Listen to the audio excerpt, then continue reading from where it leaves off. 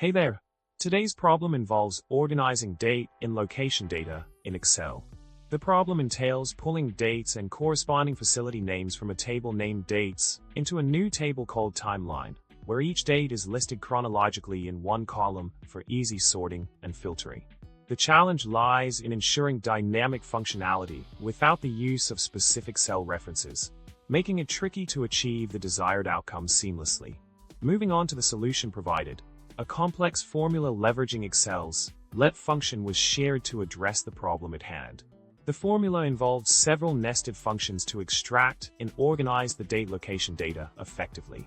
By iteratively processing each row from the dates table, the formula managed to create a clean and unique list of dates paired with their respective facility names.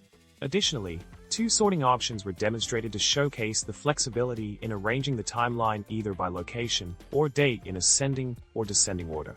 In summary, the solution presented a sophisticated yet elegant approach to transforming raw data into a structured and filterable timeline in Excel. By employing a series of functions and logical operations, the formula efficiently handled the data manipulation tasks, allowing for seamless organization and visualization.